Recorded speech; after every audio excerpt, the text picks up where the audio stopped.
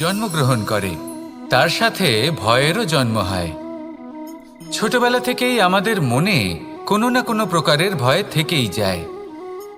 কেউ এই বিষয়ে ভয় পায় যে তার কোনো বস্তু তার থেকে দূরে চলে যাবে, কেউ এই বিষয়ে ভয় পায় যে আমি নিজেকে হারিয়ে ফেলব, কেউ এই ভেবে ভয় পায় যে আমার প্রিয়জনেরা তারা যেন আমার থেকে দূরে না চলে যায়, কেউ এই ভেবে ভয় পায় যে আমরা যেন পথ না হারিয়ে ফেলি, আদি ইত্যাদি। কিন্তু সত্যি কথা বলতে ভেবে দেখুন, এই ভয় বাস্তবে কি? শুধুই একটা মনস্থিতি, আর কিছুই নয়। যা কিছু আপনি জীবনে পেয়েছেন তা একদিন আপনাকে হারাতে হবে। এই জীবন হলো আপনারই, কিন্তু তাও একদিন সমাপ্ত হবে। তাই ভয় পেয়ে কি লাভ? এই ভয় শুধু আপনাকে জীবনযাপন করা থেকে বাধা দিচ্ছে, আর কিচ্ছু নয়। পথ হারিয়ে ফেললেই বুঝতে পারবেন যে নতুন পথ কিভাবে বানাতে হয়। কিছু মানুষকে জীবন থেকে হারালে তবেই আপনি বুঝবেন যে আপনার আপনজনকে। এই ভয়ের কারণে ভীত হয়ে থাকবেন না। এই তারা নক্ষত্র অন্ধকারের অভাবে গুরুত্ব হারায়। শিবকেও মহাদেব হওয়ার জন্য বিষপান করতে হয়েছিল।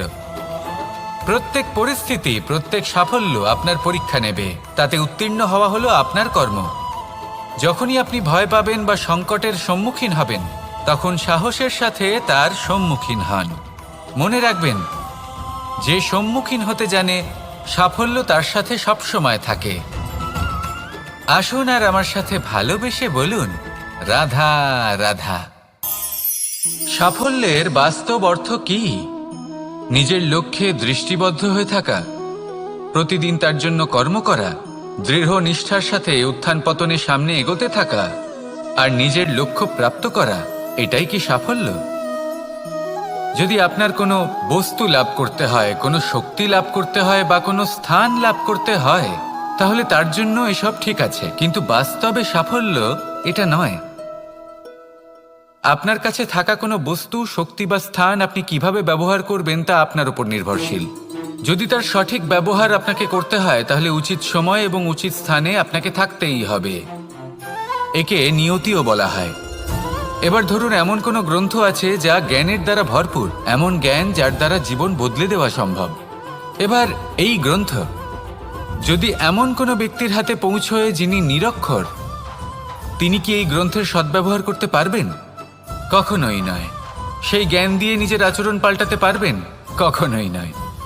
সেরকমই ধরুন, কোনো ব্যক্তি যার কাছে একটা অস্ত্র আছে, যার দ্বারা উনি শত্রুকে শেষ করে দিতে পারেন, কিন্তু সেই ব্যক্তি হলেন একজন কাপুরুষ। তিনি কি শত্রুকে শেষ করতে পারবেন? তিনি কি জয়লাভ করতে পারবেন? কখনোই নয়। আপনার কাছে কি আছে তার থেকেও বেশি গুরুত্বপূর্ণ আপনি তা দিয়ে কি করবেন। উচিত ব্যক্তির সাথে উচিত সময় উচিত স্থানে থাকা বেশি গুরুত্বপূর্ণ। নিজের গুণের সাথে, নিজের শক্তির সাথে, নিজের জ্ঞানের সাথে উচিত সময় উচিত স্থানে অন্যের যন্ত্রণাকে দূর করা, অন্যের জীবনকে আরো সুন্দর করে তোলা, এটাই হলো সাফল্য। তাহলে সাফল্যের বাস্তব অর্থ বুঝুন, অর্থাৎ নিজেকে আরো প্রসন্ন রাখুন, আর আমার সাথে ভালোবেসে বলুন, রাধা রাধা। বুদ্ধি আর বিবেকের পার্থক্য কোথায় তা নিয়ে এই সংসার অনেক কিছুই ভাবে। কিছু মানুষ ভাবেন যে এই দুই হলো একই, কিন্তু যদি সত্যি কথা বলি তাহলে এই দুইয়ের মধ্যে একটা অমূল্য পার্থক্য আছে। আর তা হলো এটা যে বুদ্ধির সম্পর্ক হলো মস্তিষ্কের সাথে, আর বিবেকের সম্পর্ক হলো হৃদয়ের সাথে। যে কোনো বুদ্ধিমান মানুষ কি করেন? নিজের মতন করে এই সংসারকে বদলে ফেলতে চেষ্টা করেন। একজন বিবেকশীল মানুষ কি করেন? নিজের অন্তরকে, নিজের মনকে বদলে ফেলতে চেষ্টা করেন। কারণ মানুষের সংসার এই মনের মধ্যেই বসবাস করে। তাই নিজের বুদ্ধির ব্যবহার অবশ্যই করুন, কিন্তু তাতে বিবেকের লাগামটা অবশ্যই শক্ত হাতে ধরবেন। আসুন আমার সাথে ভালোবেসে বলুন, রাধা রাধা। মানুষের মধ্যে একটা বিচিত্র প্রবৃত্তি থাকে, অন্য সকলের বিষয়ে, তাদের জীবনের বিষয়ে, তাদের ব্যক্তিত্বের বিষয়ে, তাদের ভবিষ্যতের বিষয়ে অনুমান করা। এটা হলো অনুচিত। কারোর অতীতকালকে দেখে লোকে ভবিষ্যৎ বলে দিতে পারেন, বর্তমানকে দেখে ভবিষ্যতের বিষয়ে অনুমান করে ফেলেন। উদাহরণ দিতে হলে বলবো, কোনো দাসকে দেখুন, ওকে দেখে লোকে বলে যে ওর ভবিষ্যৎ সেটাই হতে পারে, অনুমান করে ফেলেন। আর এই রাজাকে দেখুন, উনি তো কত সুখী হবেন, উনি তো জগতের সব থেকে অধিক সুখী মানুষ, কত সুখ সুবিধা আছে ওনার কাছে, ধারণা করে ফেলেন। তবে সত্য তো এটাই যে কারোর ব্যক্তিত্বের বিষয়ে, তাদের ভবিষ্যতের বিষয়ে আপনি পূর্ণ সত্য কখনোই বলতে পারবেন না, শুধু অনুমান করতে পারবেন। আর এই অনুমান করে সত্যি কোনো লাভ হয় না, কারণ এই কাল সেটা হলো অত্যন্ত শক্তিশালী। কালো থেকে কালোতর কয়লাকেও হিরেতে পরিণত করতে পারে, অনেক বড় বড় রাজাকেও বিদূষক বানিয়ে ফেলতে পারে এক মুহূর্তেই। তাহলে আপনি অনুমান করে কি লাভ? কি পেলেন অনুমান করে? সেই জন্য কারোর বিষয়ে কোনো অনুমান করবেন না, তার ভবিষ্যতের বিষয়ে অনুমান করতে যাবেন না, কারোর বিষয়ে কোনো ধারণা করে নেবেন না। কিছু করতে হলে ভালোবাসুন, সবার মধ্যে ভালোবাসা ছড়ান, সবার মধ্যে ধন্যাত্মক ভাব ছড়ান। এই মন প্রসন্ন হয়ে বলবে রাধা রাধা। কথায় আছে সংসারে নাকি সকল রোগের ওষুধ আছে। যদি আপনি নিজের শরীরকে ভালোবাসেন তাহলে ব্যায়াম করুন, যদি নিজের নিঃশ্বাস প্রশ্বাসকে ভালোবাসেন তাহলে প্রাণায়াম করুন, যদি আপনি নিজের আত্মাকে ভালোবাসেন তাহলে ধ্যান করুন, কিন্তু যদি আপনি নিজের জীবনকে, পরমাত্মাকে ভালোবাসেন তাহলে সকলকে ভালোবাসতে থাকুন। এই ভালোবাসা অত্যন্ত গুরুত্বপূর্ণ এবং আবশ্যক। ভালোবাসার থেকে ভালো না কোনো ওষুধ আছে, না আছে কোনো আসন, এর থেকে ভালো না কোনো ব্যায়াম আছে আর না কোনো প্রাণায়াম। এই ভালোবাসা বড় বড় সমস্যারও সমাধান করতে পারে, ভালোবাসা বড় বড় বিপদকে আপনার থেকে দূর করতে পারে। এই ভালোবাসাই আপনাকে জীবনে বাঁচতে শেখায়, কারণ ভালোবাসাই হলো জীবনের আসল সত্য। তাহলে আসুন আর আমার সাথে ভালোবেসে বলুন রাধা রাধা। জীবনে সাফল্য লাভ করতে হলে মানুষকে উচিত পথে চলতে হবে, কিন্তু তার থেকেও বেশি গুরুত্বপূর্ণ হলো এটা বোঝা যে সেই পথে চলতে চলতে কখন আমাদের দাঁড়াতে হবে আর কখন আমাদের চলতে হবে। এই শিক্ষা অত্যন্ত গুরুত্বপূর্ণ। এবার দেখুন, ছোট্ট একটা কথা রয়েছে, ওকে আটকিও না, যেতে দাও। এই বাক্যের অর্থ কি? অর্থ যে কাউকে আটকিও না, যে এগোতে চাইছে তাকে এগোতে দাও, তার পথে বাধা সৃষ্টি করো না। এবার এই ছোট কথাতে এক অনুচিত স্থানে আমি দাঁড়িয়ে পড়ি। আটকাও, যেতে দিও না। এবার এর অর্থ কি হলো? যে এই ব্যক্তিকে আটকাও, তাকে জীবনে এগোতে দিও না, এর পথে বাধা সৃষ্টি করো। এবার এই ছোট কথাতে অনুচিত স্থানে যদি আমি আটকে যাই, তবে ভাবো কত পার্থক্য হলো। এই শিক্ষা কতটা গুরুত্বপূর্ণ সেটা শিখুন, আর এই শিক্ষা আমাদের জীবনে কতটা গুরুত্বপূর্ণ হতে পারে সেইটা বুঝুন। বুঝে যান, শিখে যান জীবনে কখন সামনে এগোতে হবে আর কখন থামতে হবে।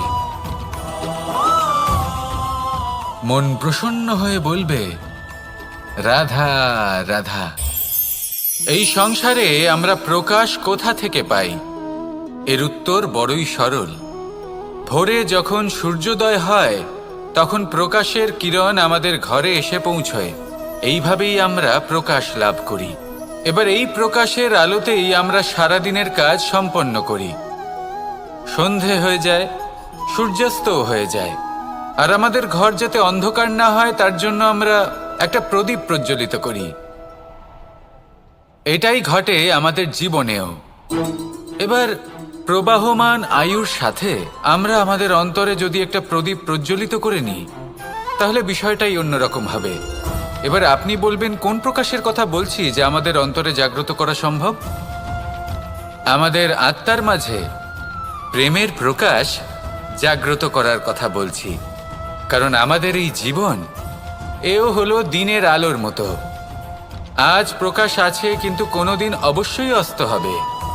কিন্তু অস্ত হবার আগে যদি আমরা আমাদের আত্মার মাঝে প্রেমের এই প্রকাশ উজ্জ্বলিত করে নিই, তাহলে আমাদের সন্ধ্যাকালও আমরা আনন্দে এবং প্রেমে যাপন করব। তাহলে আসুন আর আমার সাথে ভালোবেসে বলুন রাধা রাধা। এই সংসারে এমন কিছু মানুষ আছেন যাদেরকে আপনার ভালো লাগে, তারা আপনার প্রিয়, আমরা চাই ওনারা আমাদের কাছে থাকুন, আমরা ওনাদের কাছে থাকি। এবার সেই ক্ষেত্রে আমরা তাদের ভালো ভালো উপহার দেওয়ার চেষ্টা করি, কারণ ওনারা হলেন আমাদের প্রিয়। আর তার বদলে আমরা আশা করে থাকি যে ওনারা আমাদের একটু সম্মান করবেন। এবার এই মানুষজন যারা আমাদের প্রিয়, এদের আমরা একটা উপহার দিই। সোনা দিয়ে থাকি, আভূষণ দিয়ে থাকি, হিরে মুক্ত দিয়ে থাকি। কিন্তু যদি ভেবে দেখি, এই সব কিছুরই একটা মূল্য আছে। ভেবে দেখুন, আপনি কি তাদের এমন কোনো উপহার দিতে পারেন যা কিনা অমূল্য? তা এরকম উপহার কি হতে পারে? ঠিক বলেছেন আপনি, প্রেম। এই প্রেমই হলো অমূল্য, কারণ মন থেকে এর উৎপত্তি হয়। না চেয়ে পাওয়া যায় আর না ছিনিয়ে নেওয়া যায় এই ভালোবাসা। ঠিক এইরকমই হয় এই সম্মান। যদি সম্মান করো তাহলে মন থেকে এবং ভালোবেসে করো, ভয় পেয়ে নয়। মনে রাখবেন, যে মাথা ভয়ের দ্বারা নত হয়, বিরোধিতাও প্রথমে সেই করে থাকে। যে মাথা ভালোবেসে নত হয়, তা আপনার জন্য বলিদানও দিতে পারে। এই সংসারের সব থেকে বড় উপহার, সব থেকে বড় বরদান এই প্রেম এবং সম্মান। তাকে সম্মান করুন আর আমার সাথে ভালোবেসে বলুন, রাধা রাধা। সমস্ত মানুষের জীবন কিছুটা সমান হয়। মানুষ জন্মগ্রহণ করে, তারপর চলতে শেখে, জীবনে এগিয়ে চলে, বার্ধক্য লাভ করে, তারপর সমাপ্ত হয়ে যায়। কিন্তু সেই ব্যক্তিরা কারা যারা প্রকৃত অর্থে মনুষ্য জীবন যাপন করেন? এনারা হলেন সেই ব্যক্তি যারা পড়ে গেলেও আবার উঠে দাঁড়ানোর চেষ্টা করেন, নিজের ভেঙে পড়া অস্তিত্বকে আগলে নিয়ে আবার একটা আকার দেবার চেষ্টা করেন, ভগ্ন আশাকে আবার একটা নতুন দিশা দেন। অসফল হওয়ার পরেও থামেন না, আবার এগোতে থাকেন। অসফল হওয়ার পরে যদি আপনি থেমে যান, তাহলে সাফল্য আপনার সামনে অপেক্ষা করে, কিন্তু আপনি তা দেখতে পান না। তাই জীবনের সংঘর্ষে অংশগ্রহণ করতে শিখুন। জীবনের সংঘর্ষ থেকে পালাবেন না। আসুন আমার সাথে ভালোবেসে বলুন, রাধা রাধা। পরিস্থিতি কখনো এটা ভালো থাকে, আবার কখনো মন্দ হয়ে যায়।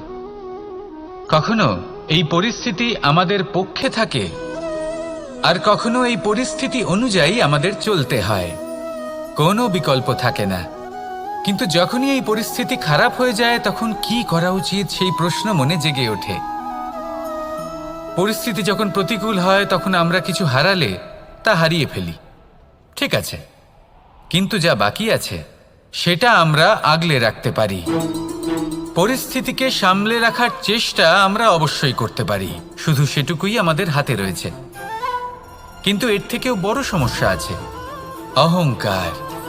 কখন প্রবেশ করে আমরা জানতেও পারি না। এই অহংকার আপনাকে বুঝতেও দেবে না যে আপনি সত্যি কিছু হারিয়েছেন। আপনার কিছুই যাবে আসবে না। দেখতে গেলে আকাশের সূর্য নিজের প্রকাশ হারিয়ে ফেলে যখন অন্ধকার ঘনিয়ে আসে। তাহলে আমরা কে হই? ওনার সামনে তো কিছুই নই। এই অহংকার আমাদের দমন করতেই হবে। এটা বিশ্বাস করতে হবে যে এই সমগ্র সৃষ্টিতে আমরা শুধুমাত্র একটা কণা, তার থেকে বেশি আর কিছুই নয়। বিশ্বাস করতে হবে যে আমরা ততটাও বড় নই যে কখনোই কিছুই হারাবো না।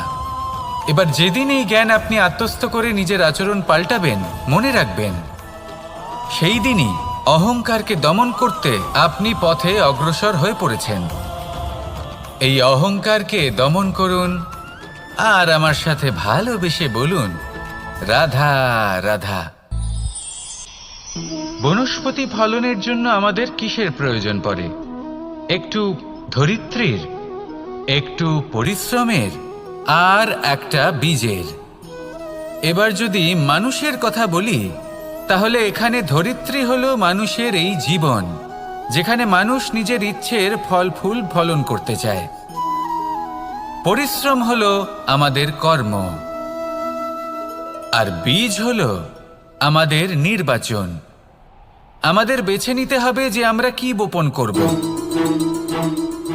আম নাকি ফণি মনসা। এর মধ্যে আমরা কি পেতে চাই? রসালো ফলের ফলন চাই নাকি কাঁটার ফলন চাই, তা আমাদের উপর নির্ভরশীল। কিন্তু একটা কথা ঠিক, লক্ষ্য যেমনই হোক না কেন, জীবন যেমনই হোক না কেন, যদি আপনি লক্ষ্যের দিকে এগোতে থাকেন তাহলে কর্মের সাথে খামখেয়ালি আচরণ করতে পারবেন না। যদি আপনি এমন করেন তাহলে এটা আপনাকে একটা অনুচিত লক্ষ্যে পৌঁছে দেবে, সেটা কিন্তু নিশ্চিত। সবসময় এটা মনে রাখবেন, কর্মের সাথে খামখেয়ালি হবেন অর্থাৎ কর্মফলও আপনার সাথে খামখেয়ালি হবে। তাহলে নিষ্ঠার সাথে কর্ম করতে থাকুন আর নিজের লক্ষ্যকে প্রাপ্ত করুন।